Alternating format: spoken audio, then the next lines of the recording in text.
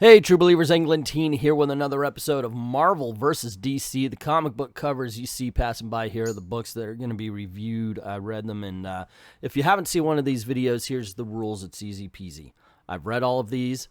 I review these here. It's a little 30-second tops, tell you a little bit about did I like it, did I not like it, just to get an idea, a feel for everything. Not an in-depth review, or that would be 2 hours long, easy. Then I rate them. 1 star is horrible, 2 stars bad, 3 stars average, 4 star good, and 5 stars excellent. And we don't have any 5 stars this time around. But that doesn't mean there isn't anything good to look at here. And by the way, they're all in order, from worst to best. Afterwards, we give it a score and see who wins. Is it Marvel, is it DC, or is it independent? And with all that said, let's get this party started. The 1-star books are horrible, and they should be avoided at all cost. I Can Sell You a Body. So this one is about a gentleman who can converse with the dead and even, as he says, reverse exercise, meaning he can put your dead loved one into somebody else's body. There you go, instead of bringing back the person who owns the body. The problem with this book is, in order for us to like it, you have to have a likable character, and that just is not present here. This was unpleasant, and it took me forever to get through because I just did not want to be reading this book anymore. The 2-star books, merely bad. Maybe they could have been horrible, but they do have that one thing saving them from that fate. Crone number 3. So I talk a lot about how, I haven't read this and I'm in the middle of a story and it gives up everything, so I understand completely, and that's the sign of a good book. Well, Crone, unfortunately, does not give you that in. It's obviously the 3rd issue of a story that's ongoing, probably written for the trade paperback and cut up or whatever. Point being is there's no end, so it's a bit confusing as it went. By the end, of course, you got the story down, but there's a lot of pages of, okay, who's who here? What are they doing, and why should I care? Ultimately, I didn't. Hawkeye Freefall number 1. Never call your book Freefall unless you are going to know that you're writing it and just kicking it out of the park, or whatever you want to say. Point being is that here we have Clint Barton. He stops a robbery or something like that with a hood, and this is a guy who is low level, but he got possessed by a demon, so now he's on the rise. And Clint goes to the courts after he busts everybody, and he gets mad because only the henchmen are thrown in jail, not the rich guy in the limo. Man, there's so many liberal platitudes thrown out during this book. It's ridiculous. And at times I'm just thinking, guys, what? Come on. Well, the worst part, though, is at one point in time, somebody's wearing Clint's Ronin outfit, and Falcon and, what is his name? Winter Soldier shows up. Did you kill these people? I'm like, dude, shut up. Just shut up. Matt, what's his name that wrote this book? Come on. You know these people have a history together, so write them as if they know each other. Jesus, Lord in heaven, this book sucks. In Action Comics 1018, we get a bit of a villain origin story as we see regular people decide to become murderous in the land of Superman. And that's not the worst part of this story. The worst part is at one point it says 3 days earlier, and then goes on, tells its story, but then shifts back to modern day without any identification or indication that it had done that. It's a bit of a mess, and it shows I don't know if Brian Michael Bendis cares. The 3-star books are average. I may have liked them, but not enough to recommend them, or they just didn't resonate with me, either good or bad. The Clock number 1 is great potential. It's an entertaining book in the such that I love the premise. I don't think they're going in the wrong direction. Unfortunately, it seems like Matt Hawkins, the writer, is so excited about his ideas, he's shoving everything into the first issue rather than spreading it out a little bit and letting it breathe. And I'm usually somebody who says exactly the opposite, but there's so much plot in here, the story gets buried. There's a story I heard that I could use to describe my outlaw. concert pianist is late for a gig, and one of his students takes his place. When the concert pianist arrives, he hears what his student does. He walks out on stage. He tells the guy that, hey, that's great. You absolutely learned how to play the notes. Someday you're going to learn how to play the music. And that's the way I feel about Firefly. There's a lot to like about this book, but it all seems a little bit flat because it's missing the dialogue. It's missing that particular touch, and that's what made the characters we loved. And while this isn't a bad book, it's just not that great either. Doctor Strange #1. You know, I've been praising Mark Waid's run on Doctor Strange, and he continues here.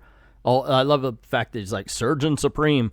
This is a good book, but it's nothing major. You know, it's kind of a rehash of his origin. He's a surgeon, blah, blah, blah. He goes, stops a fire and realizes there's a new mystical threat. It's decent, but I really was hoping it would really impact me. Unfortunately, it didn't.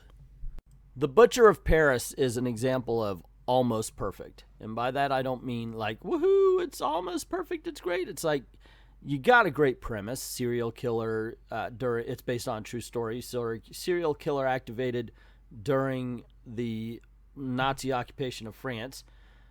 But unfortunately, it's a little bit heavy-handed in the message it's trying to tell with the story, and I think that's where it really falls. The bad guy is so obviously, I mean, he's a Nazi, sure, yeah, and he's a bad guy for that. But it's also like, I'm sure that if a kitten walked across the floor in front of him, he would stomp it. He's that kind of guy, or written that way. Otherwise, it's not bad. I'm interested in seeing where this goes, but oh my gosh, it could have been so much better. Daredevil #16 is not bad. It's a good story, but it really seems to be ignoring the continuity. Daredevil's been at this game for quite a while, and he's acting as if it's new. And that's something I'm not a big fan of. I'm worried we're seeing the decline of Daredevil here. Not just, of course, as a character, but in quality of the book. I'm going to keep an eye on it, but so far, so kind of worried. Grendel, Devil's Odyssey #3. I realized it's been quite a while since I've read a Grendel book, and was kind of excited to jump into this, even though it's #3. I figured, what the heck, let's check it out. Thankfully, they explained everything in the beginning. Unfortunately, it was a big old information dump. Just a lot of exposition. It was a lot of tell, don't show, which is bad in a comic book. But once it started going, I thought it was pretty fun. Star Wars #1, written by Charles Soule, who wrote one of my favorite Star Wars stories, Darth Vader. And I was looking forward to this. It takes place between Empire Strikes Back and Return of the Jedi, which is its biggest flaw. It's very well written. It's well written. It's not very well written, and it's competently drawn. The problem is, because we know where our characters end up, any situation they're put into has no tension to it. Thus, okay, why should we care? Hopefully, the writing, everything kind of picks up to make us really get into it, or at least me, I should say. I'm saying us, but in all honesty, it's just me. Otherwise, it's enjoyable, but ultimately forgettable. The Butcher of Paris, #2. This continues the story straight from #1, and we get a dead body. We get a lot of dead bodies, as a matter of fact, and we see a little bit more of the humanity. We see a little bit more of the people who are going to try to find out who this is and stop them, and as well as meet new characters all around Paris. This is a very interesting book. Not particularly scary or anything like that, but damned interesting. I'm enjoying it so far. Although, because there's a lot of stuff to see, but not a lot of stuff going on, I gotta say, I'm not sure I could recommend this to everybody. Daredevil #15. Okay, guys. Now, on the whole, I'm pushing Daredevil. I think it's a really good series. But here we have two things I don't like. One, Daredevil, I'm not Daredevil. I'm in a different outfit doing exactly the same thing, but I'm not Daredevil. And Kingpin acting like he can't fight because he became mayor and he stopped fighting for a while. But this is a guy who's been conditioned over a lifetime. So if pushed, he could still fight. It's not like he lost that particular memory or ability. It's well written, but the characters just aren't the characters. And yeah, this is a weaker issue, gang. Daphne Byrne, #1. So I've been praising these Joe Hill House books. I think they're really good. Daphne's about this little girl haunted by the death of her father. Her mother's looking for answers as well, and they go to a medium where, of course, Daphne's not buying it, but the mother's desperate to believe it. This is it's a spooky book. It's not one of the scary ones. It's still pretty good because the characters in it are interesting enough at least to carry you through. Overall, I liked it, but I'm hoping it does improve. It needs a sense of atmosphere, I think. At least one to match the awesome covers. Wonder Woman 750, number 84, is a bit of a mixed bag, and it's a hard one to call because if I'm recommending these, this is a $10 price tag. There is only one bad story in here. There might be a couple of meh, but most of them are pretty decent. I've done a full review, so please, by all means, check that out. Story-wise, narratively, yes, I would recommend this. This gets 4 stars, but it's got a $10 price tag, so maybe 3? And the 4-star books, they're good, and I'm happy to recommend them to you. Flash number 85, this is my return to the Flash here. Once again, haven't read it in a bit, and I have to say it's entertaining, but kind of confusing. Okay, the rogues are ruling the Earth for some reason, so there's obviously some back issues I need to go get to fully understand this particular story. Still, it's a great adventure tale. It's got some good things happening between the, just sometimes it's really cool to see them use their powers. If it's drawn properly, and it is here, it's definitely worth it. Fun and engaging, but not exactly new reader friendly. Amazing Spider-Man number 36. The cover says 2099 is in trouble, so I opened up the book and it's a whole bunch of scenarios on how Spider-Man might beat Dr. Doom, but he keeps on losing. He's apparently trying to get him to stand down or something, or to stop fighting him. I'm not quite sure. This is the first issue I've read in a long time. It's not exactly reader-friendly, but it's still quite interesting watching all of these scenarios play out, so pretty cool. Everything number 5. Now, if you haven't been picking this up, try to get the trade, whatever. It's a really cool story. This store comes in, and they are controlling the minds of people to have to buy. Obviously, it's trying to comment on consumerism and everything like that. In this case, we have an issue where the store is losing control of a certain people, and as well as some people who work for the store treating people differently when they're supposed to try to mind control everybody in the town. And there's someone from another town who the store's come to that had a problem hearing, and he watched his wife kill herself when the store left town, so he's out for revenge, and it's just really cool. You should check this one out. All right, Batman Beyond, number 39. I heard some strange things were afoot. Haven't read. Like I said many times, I'm brand new back into these things after a long hiatus. And this one is right in the middle of a story, yet once again, I got all the information to continue. I'm glad about that. Every issue is somebody's first issue. And it's an exciting battle between her and what looks like a futuristic atomic skull. You get some story and some background as it goes. And in the end, it's a very entertaining book.